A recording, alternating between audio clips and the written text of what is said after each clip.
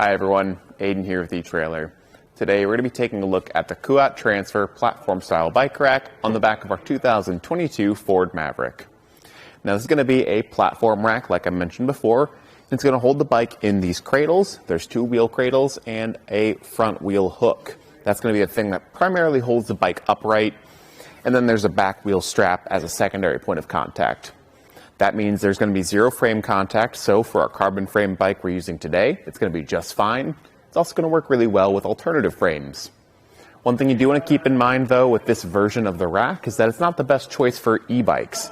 It only has a 40-pound capacity per bike, so it is something to kind of be mindful of. With this, it does have the ability to tilt away with the bikes loaded.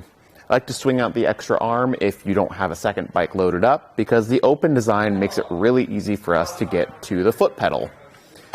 Pressing that lets us lower the platform down, and in some cases allows us to open up the back hatch of our vehicle or lower our tailgate.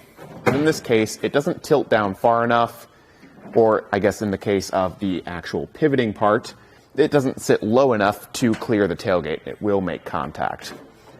So if you do need to get stuff out of the back, you will have to just reach over the sides or the tailgate itself.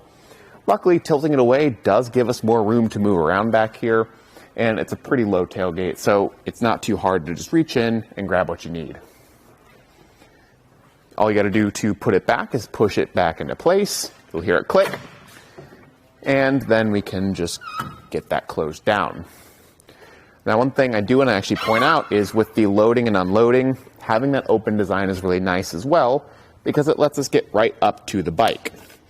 I'll get the bike taken off by undoing that back wheel strap, and then doing the front wheel hook with this button, pushing up and out. So if we did have a heavier bike, maybe we're pushing that 40-pound weight capacity, we could get right up to it. We don't have to extend our arms out where it's hard to lift, so we can just get right up to the bike, give it a little bit of lift, and just walk it back. So if that is a concern for you and you're worried about how easy it's going to be to load and unload, something like that's going to be a really helpful feature to make that part easier. I'll set this bike down and we can put the bike rack back together. Really just by folding these arms down, and I always like to replace that strap. At this point, I like to get some measurements, starting with our ground clearance. There is a good rise in the shank. So at the back end, the lowest point is going to be giving us 21 and a half inches of ground clearance. More than enough for most situations, and I don't think you'll have any issues with that. For our distance added to the back, we are going to be sticking out 36 inches, which does add a fair bit of length to the vehicle, but it's not too bad overall. If you want to leave it in the hitch between rides, you can use that pedal to fold it upright and save some of that space. Now only sticking out 14 inches from the back bumper. So that's a lot more manageable, and if you want to leave it there so it's ready to go for the next time you ride, you can. The closest point sits 6 inches away. That's to the top of this reinforced gusset to the back bumper.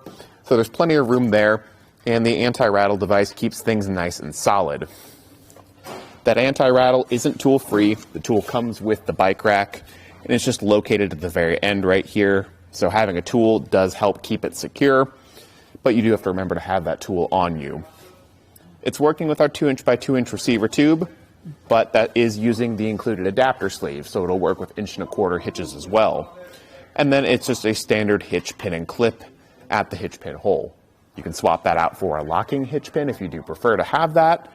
And then one thing I would maybe recommend looking into is the strictly 2-inch version of the transfer.